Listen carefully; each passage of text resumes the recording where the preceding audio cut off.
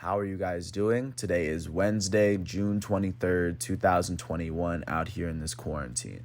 I'm James Sims, and for this episode of The Elite, now that the 2021 NBA Draft Lottery has concluded, I'm just going to go through how the draft lottery went and how that's going to shape just the future of the NBA and how these teams are going to be looking moving forward, and just give a little bit of context as to where these teams are at this point in their franchise.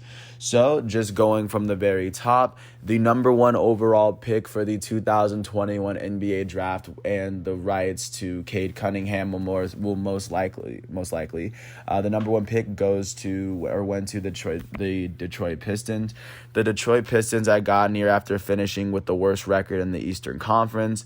Their main scorer was Jeremy Grant, who had a pretty good season, but other than him, they had a bunch of really just young players, really kind of vying for their own NBA playing time. They weren't really competing with much, but this will be a very nice kickstart to their organization as this number one pick might give them a chance to draft their next franchise cornerstone. The number 2 overall draft pick went to the Houston Rockets. The Rockets would get here after finishing with the worst record in the entire NBA. They only finished with 17 wins on the year, 55 losses. But regardless, this season they had Kevin Porter to look back on. They had John Wall, who wasn't playing that terribly, who was coming in and off of injury. Not to mention Christian Wood. They do have a couple of young pieces, and I think that adding a nice second round overall draft pick, if they know what kind of player they're getting, could be very good and very crucial, especially to this young Rockets team. Because it seems as though they might, just like the Pistons, they might be a team that might be in the lottery for a bit moving forward. The third pick in the NBA draft went to the Cleveland Cavaliers. They finished with the third worst record in the Eastern Conference, finishing at 22-50.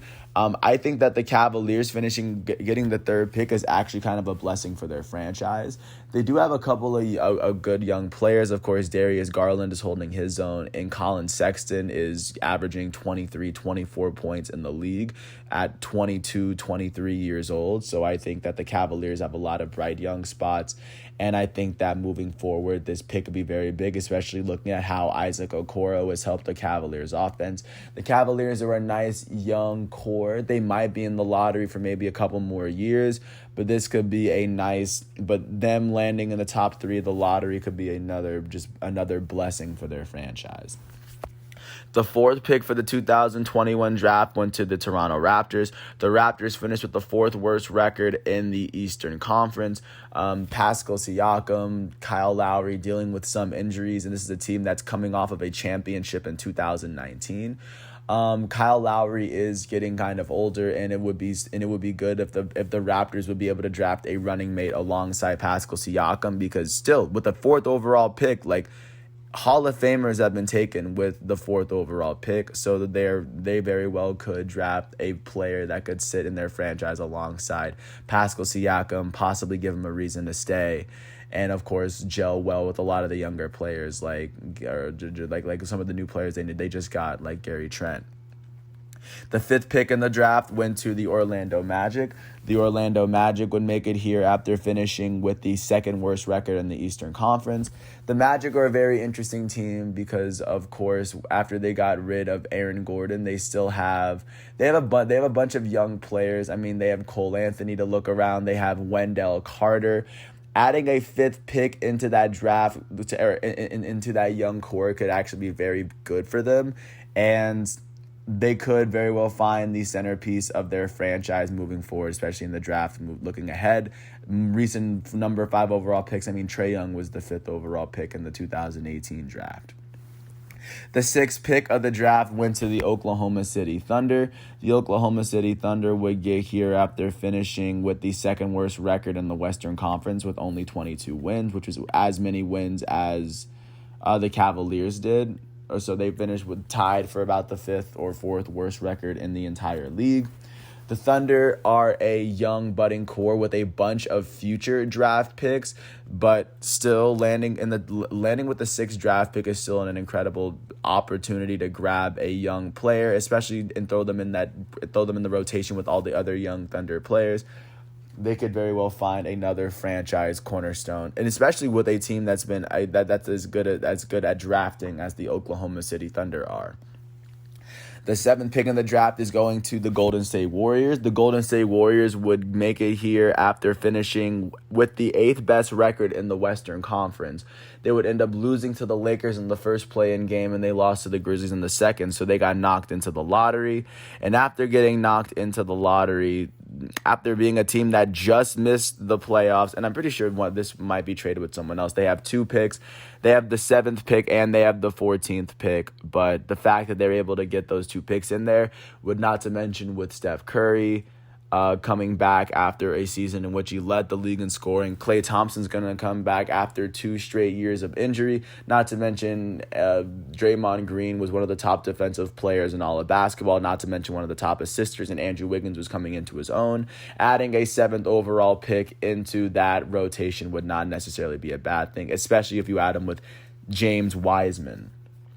The 8th overall pick went to the Orlando Magic. The Orlando Magic were able to get 2 picks in the top 8, which I think is really big, especially with their nice young core. They can establish a nice little starting 5 of nice core players, because not to mention, like I already said, they do have young players like Wendell Carter and they do have Cole Anthony from the Duke-UNC rivalry within that city itself.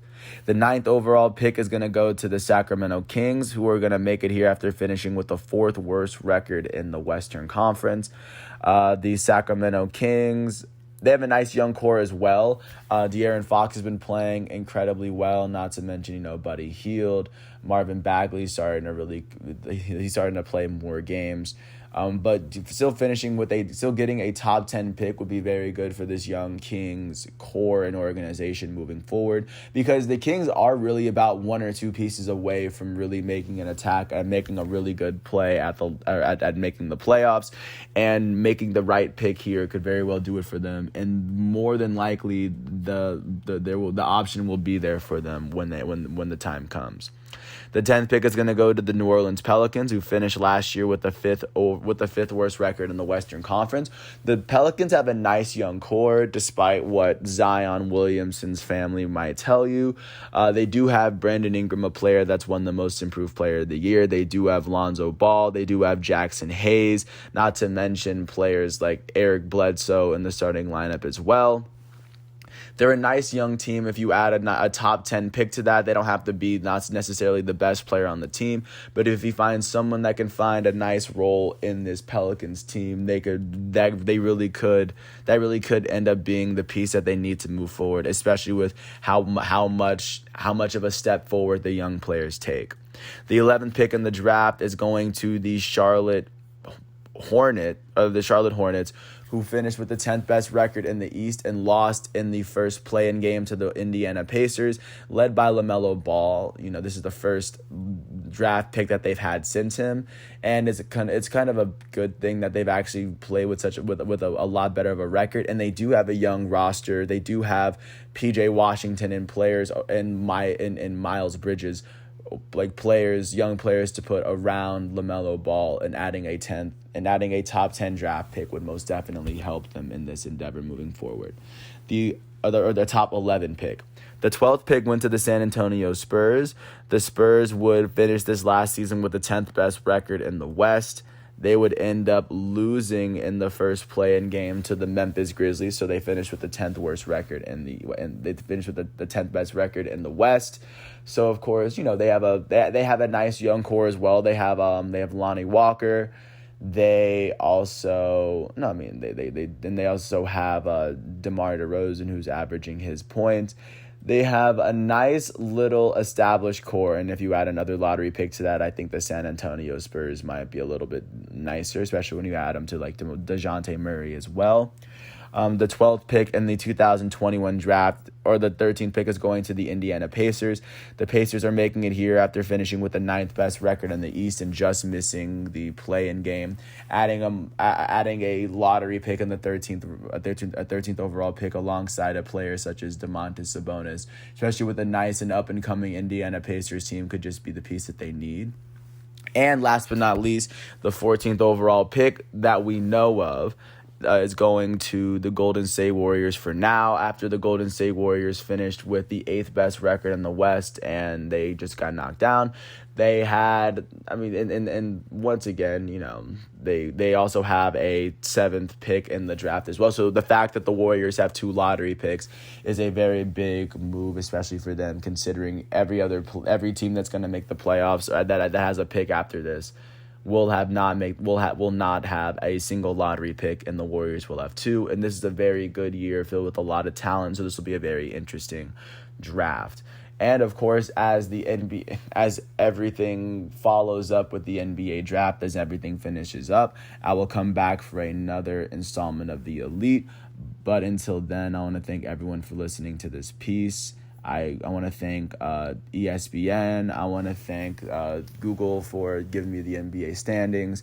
And I want to thank the NBA.com website as well. I also want to thank everyone for listening to this piece, all 11 minutes of it. I hope all is well. I hope everyone has a good day. And once all of today's exhibitions and matchups are done, I will come back tomorrow, Thursday, June 24th, for an episode of The Elite. Until then, until then, once again, thanks for listening to my piece. Until then, peace out. I'll catch you tomorrow with another episode. And once the NBA draft is done, I will come back with a new episode then. But until then, once again, for the last time, thanks for listening to my piece, and peace out. I'll catch you with another episode of The Elite tomorrow.